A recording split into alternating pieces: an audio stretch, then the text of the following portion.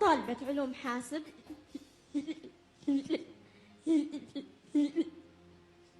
لدي فكرتي هي إنشاء عيادة إلكترونية، تطبيق يخدم المتلعثم بحيث لا يضطر إلى الذهاب للعيادة، حيث يمكنه التواصل مع الأخصائي النطق والتخاطب والأخصائي النفسي إذا كان يحتاج إلى ذلك، لأنني رأيت الكثير من المتلعثمين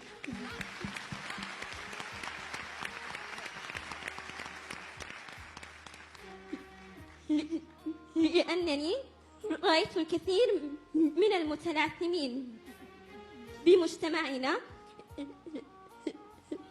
إما أن يقابل بالرفض من الوالدين بشأن الذهاب للعيادة، أو أن المتلعثم نفسه يخجل من الذهاب للعيادة. كذلك يوفر التطبيق فرصة عمل لخريجي قسمي علم النفس وكذلك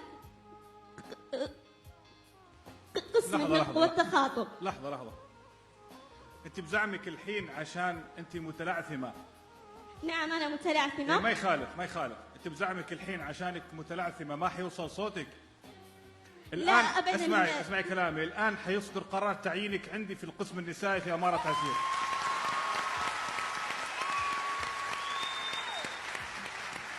هو الحمد لله. لحظة. تتعيني ليش؟ عشان تكوني في القسم النسائي في مكتبي واقدر اسمع صوتك طول السنة. شكرا لك سيدي.